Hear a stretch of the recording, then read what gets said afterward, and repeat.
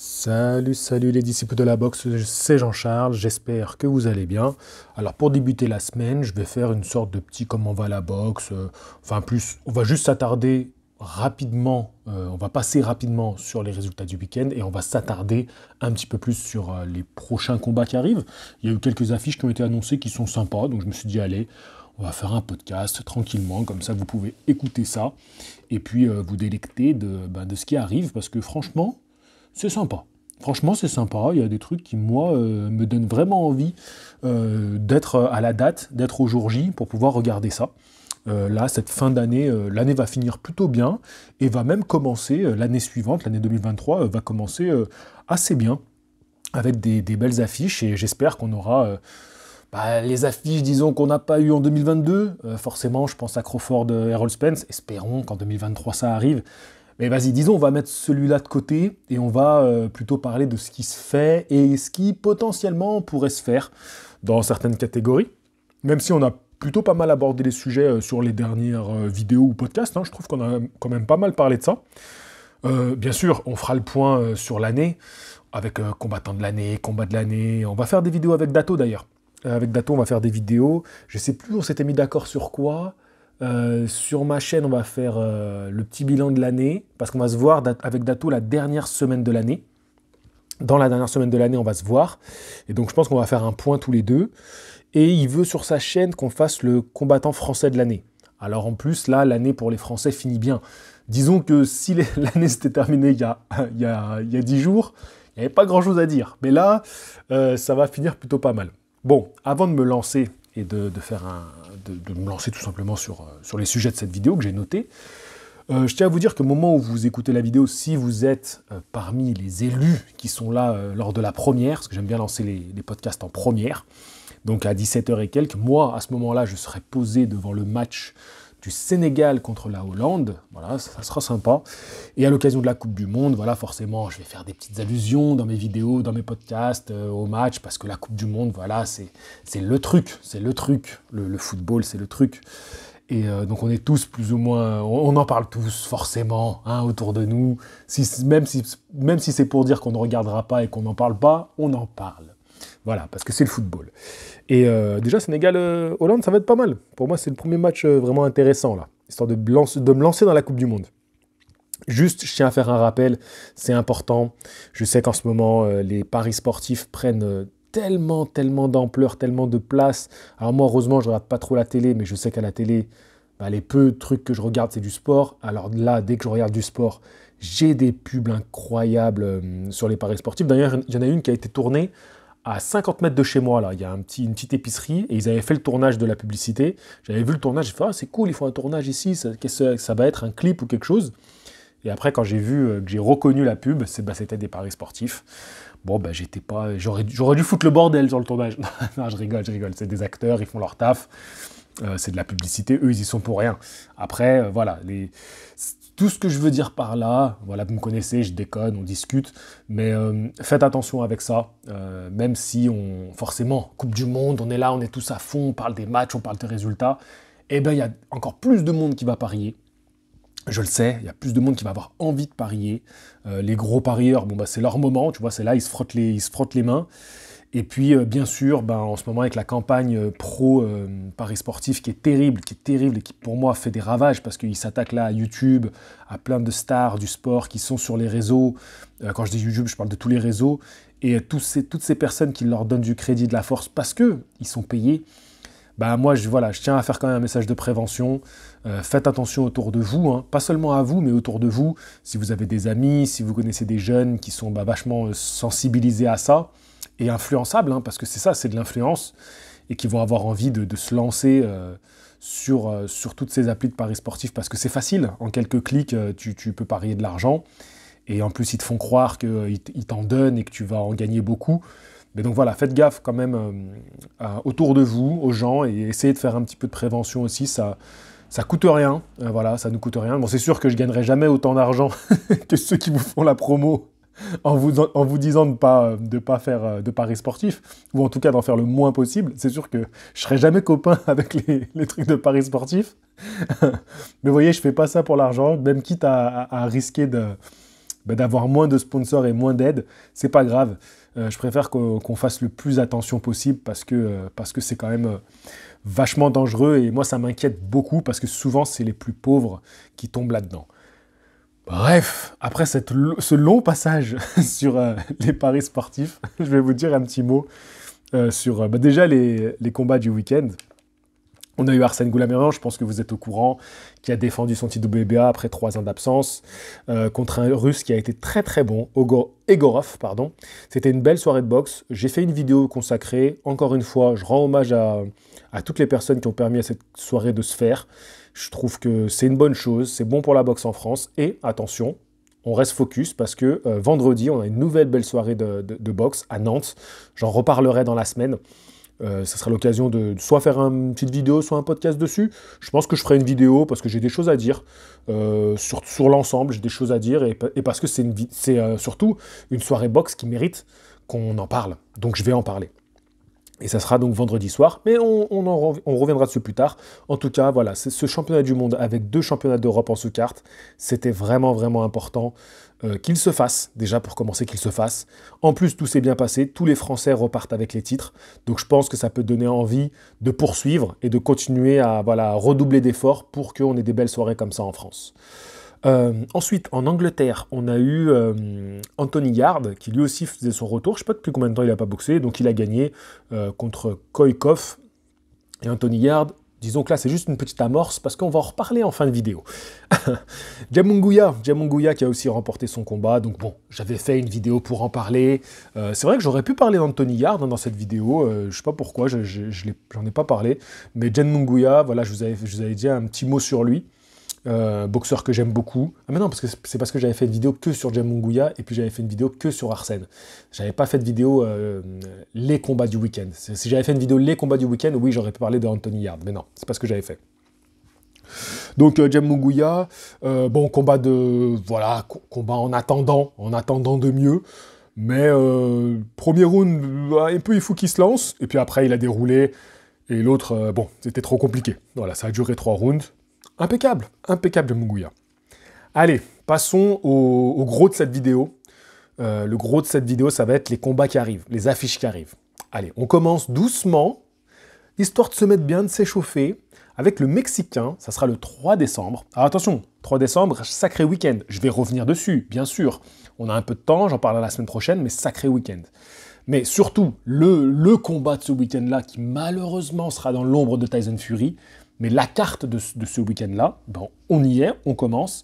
En sous-carte de cette fameuse carte, il y aura Julio César Martinez, 27 ans, c'est un Mexicain, et il va défendre son titre WBC des mouches. Donc je vous rappelle que les mouches, c'est moins de 50 kilos. Et il affrontera un invaincu, un Espagnol, Samuel Carmona, qui a 26 ans. Et donc, comme je vous l'ai dit, ça sera en sous-carte du combat, qui pour moi, c'est le combat, c'est l'événement là, de cette année. Bien sûr, c'est pas lui qui aura ces titres-là, c'est évident. Mais voilà, c'est vraiment un combat de légende. C'est Juan Francisco Estrada contre Roman González Di Chocolatito. C'est la trilogie. Voilà, comme l'engouement que j'avais pour la trilogie Canelo-Golovkin. Bon, Canelo-Golovkin, c'est un peu plus personnel, voilà, c'est plus grand public. Mais là, on a vraiment un choc très, très, très important qui est plus fou que Canelo-Golovkin, parce que là, ces deux gars, leur combat s'étendent sur 9 ans, 9-10 ans, leur combat, ça s'étend.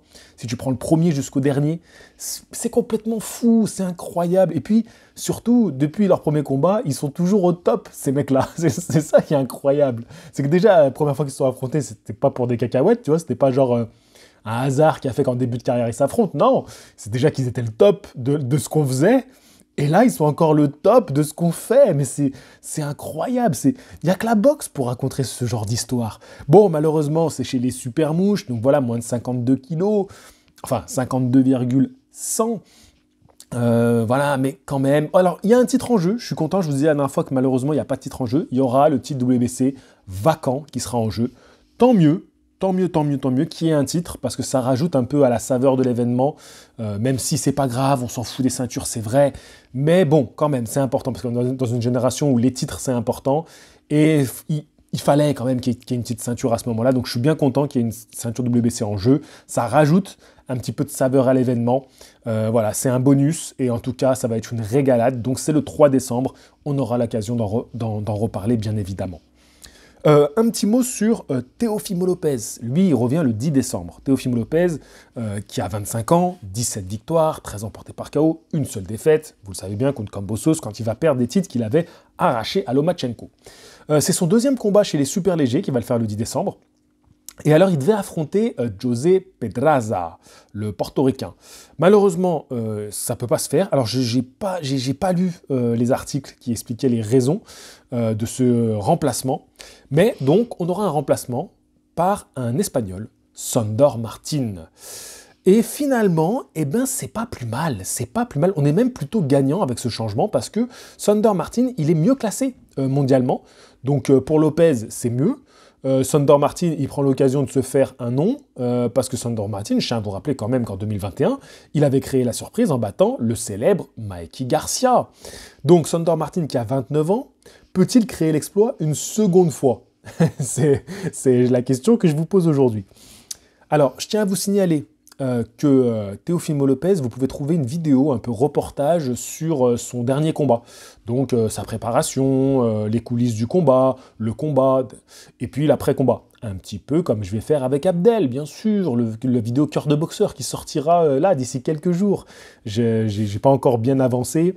Je pense la sortir peut-être mercredi, jeudi, voilà, peut-être, si j'y arrive, si je trouve le temps, entre les matchs de la Coupe du Monde, mes entraînements, l'actualité de la boxe surtout, qui fait qu'il faut que je continue d'être actif, parce que c'est pas la vidéo cœur de boxeur qui va me faire gagner des pépettes, et là, j'en ai pas mal perdu en allant sur Paris. Ah, je peux vous dire que là, je suis dans le rouge, les gars. Et encore une fois, merci aux donateurs. Sans vous, je ne peux pas faire ça. Malheureusement, on n'a toujours pas de sponsor ici, et sans vous, je ne peux pas faire ça, et vivement que j'ai un sponsor, parce que sinon, ça va pas durer, les gars. Ça, je vous le dis tout de suite, ça va pas durer. Bref, allez, on reste sur la boxe. Donc, je vous disais, Teofimo Lopez, il a sorti une vidéo où on revient un peu sur le décor de son combat, le décor, je dis n'importe quoi, autour de son combat, les coulisses, tout ça. Elle est vraiment bien faite. Franchement, elle est très très bien. En plus, on a un petit flashback où on voit Lopez en amateur qui affronte Oumiya. Donc n'hésitez pas à aller voir cette vidéo. Je vous mettrai le lien en description sur YouTube. Bien sûr, pour ceux qui sont sur les plateformes de streaming, malheureusement, il faudra que vous alliez faire un effort incroyable d'aller sur YouTube, de taper les podcasts de Box Attitude, d'aller dans la description de la vidéo et de cliquer. Mais dans tous les cas, vous devez passer sur YouTube pour voir cette vidéo. Donc voilà, passez par là et puis mettez un petit like sur le podcast. Ça fait toujours plaisir. Moi, ça me fait plaisir en tout cas. Ensuite, alors, ah oui, donc petit rappel, la soirée Teofimo Lopez contre Sandor Martin, c'est au Madison Square Garden de New York. Et en sous-carte, il y aura Fred Julan, mon partenaire Boxing Culture. Donc, je vous rappelle, Fred Julan, c'est un boxeur professionnel qui fait sa carrière aux États-Unis et qui fait des stages de boxe. Et donc j'étais avec lui un stage de boxe en début d'année 2022 et on était au Madison Square Garden. C'est quand même fou quand j'y repense. Et donc il sera en sous-carte. C'est un combat très très important pour lui. N'hésitez pas, si vous le suivez sur Instagram, à lui envoyer un petit message de soutien. Ça va vite être là et j'espère que tout va bien pour lui. Tiens, je vais lui envoyer un petit mot aujourd'hui pour savoir comment sa prépa se passe. Donc voilà, n'hésitez pas à le soutenir. Et puis en parlant d'Instagram, rejoignez-moi sur Instagram également. Voilà, ça fait toujours plaisir. J'ai bientôt 25 000 abonnés, c'est complètement fou. Les gars, on enchaîne. Alors, le 16 décembre, là aussi, ça va être pas mal. Ça va être un week-end pas mal. Alors, j'ai vu là, je viens de lire un article ce matin. Orleslanbek Makhmoudov, le poids lourd terrifiant de 33 ans, 19e mondial sur BoxRec, invaincu en 15 combats. Et un seul boxeur a tenu la distance contre lui, juste un, c'est notre cher Carlos Takam. Et donc c'était son dernier combat. Et là, il affrontera pour son 16e combat, pas son 16e... pas le 16e mondial, mais pour son 6e combat, parce que vous allez voir qu'il n'est pas très bien classé malheureusement, l'Allemand Michael Wallisch, qui a 37 ans, et qui c'est vrai, depuis sa défaite, alors nous on le connaît parce qu'il a perdu contre Tony Yoka, d'ailleurs juste après il avait affronté Joe Joyce, et il avait perdu contre Joe Joyce, mais surtout, là on va dire depuis sa dernière grosse défaite, c'était Murat Gassiev, le russe, Et donc depuis, bon bah voilà, il a dégringolé dans les classements et puis aujourd'hui il est 162e mondial sur BoxRec. Alors c'est quand même assez décevant hein, de ce choix de la part de Makhmoudov. Clairement, son choix c'est de faire des combats. Pas vraiment comme un Joe Joyce qui avait quand même un choix très stratégique dans les boxeurs qu'il prenait. Makhmoudov, il a quand même 33 ans.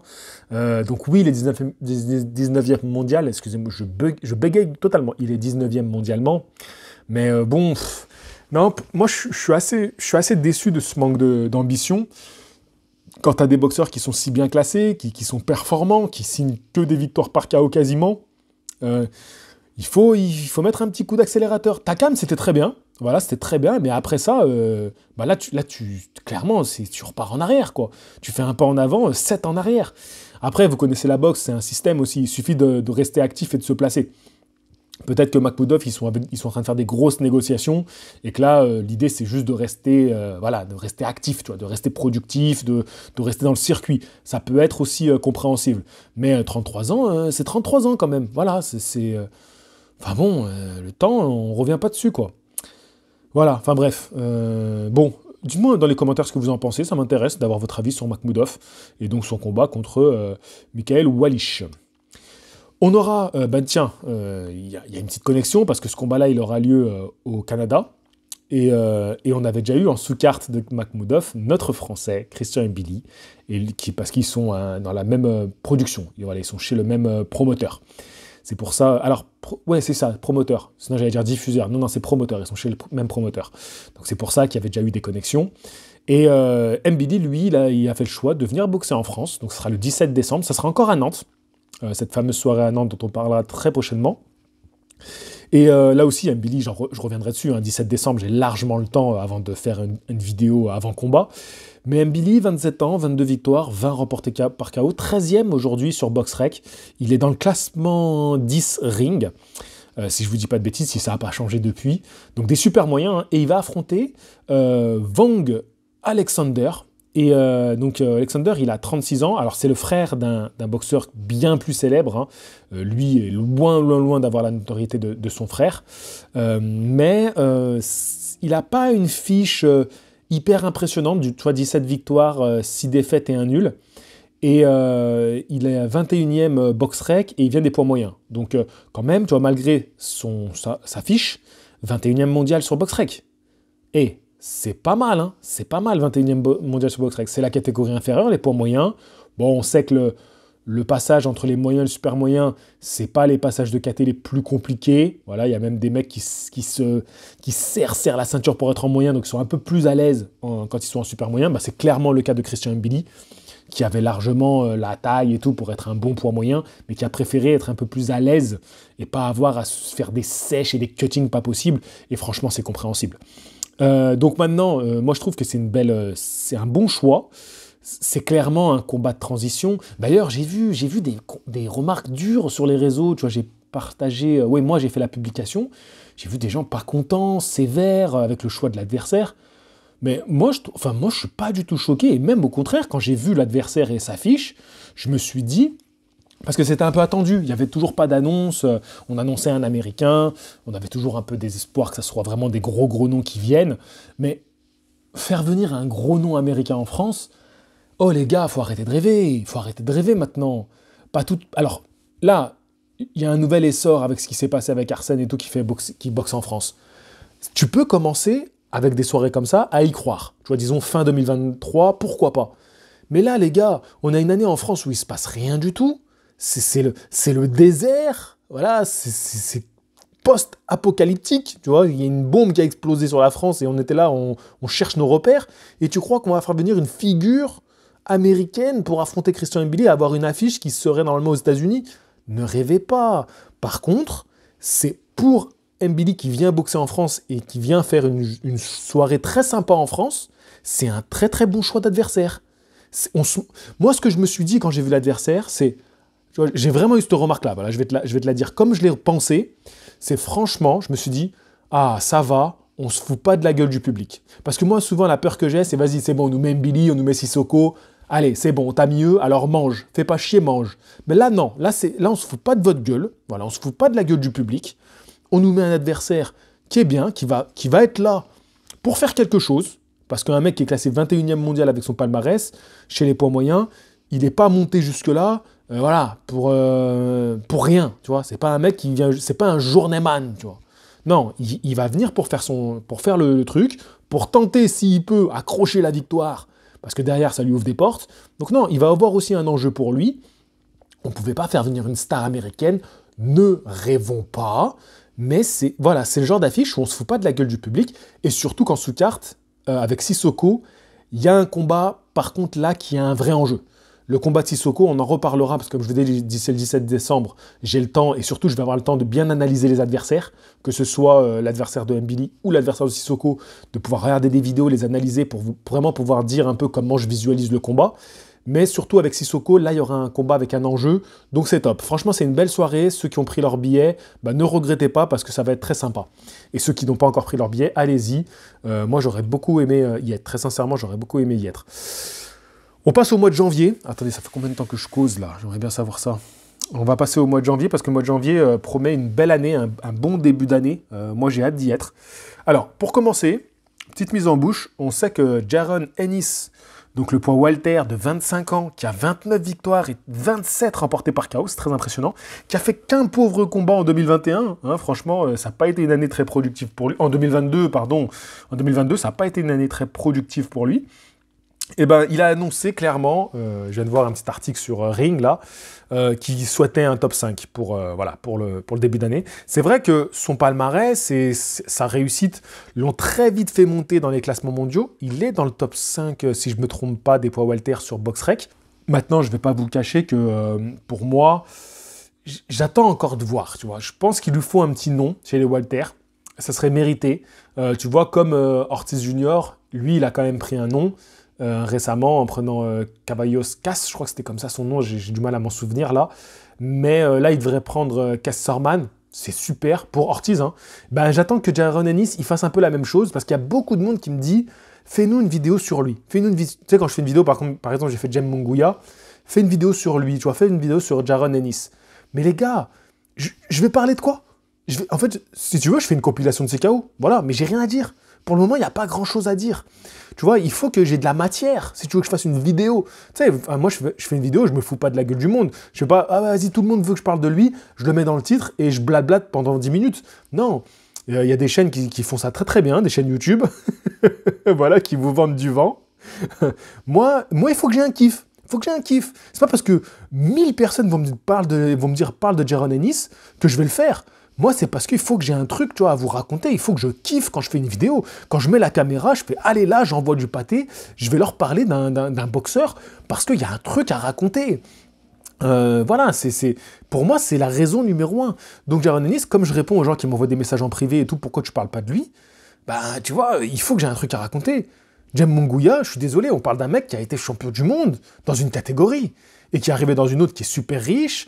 Il y a des choses à dire. Il y a des choses à dire. Jaron Ennis, pour l'instant, à part que oui, c'est un super prospect, oui, il met plein de KO, mais j'attends, tu vois, quand il aura l'affiche, là, je comptais faire un point sur lui. Tu vois, genre, tu vois, si voilà, il prend un nom, genre là, ça y est, on se dit, bon, c'est le moment de le mettre en avant, il va nous faire, il va, comme ça, après, il va grimper.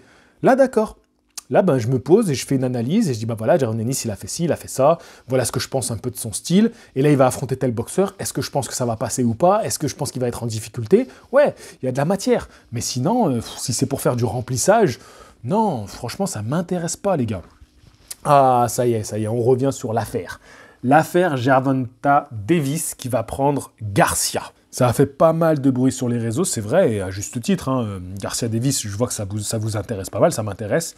Et donc finalement, Gervonta Davis, après cette publication choc qui a fait le tour du monde, il a annoncé son prochain combat officiel. C'est pour ça que je vous disais dans la vidéo sur Box Attitude de ne pas vous emballer.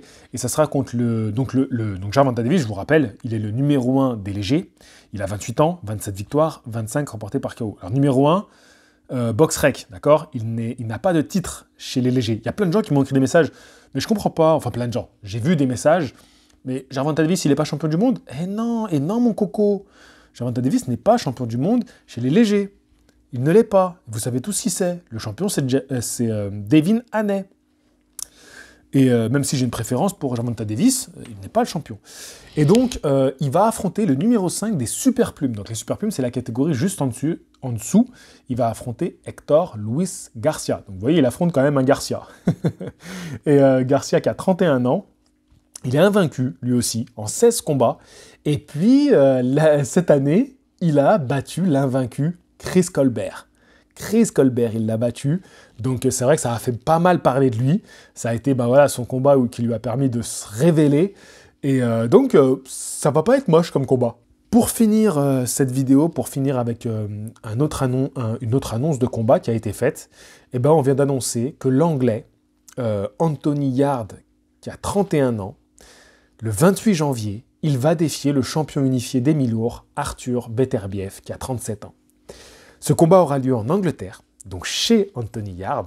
Donc Beterbiev, qui est un Russe qui vit au Canada, va venir en Angleterre.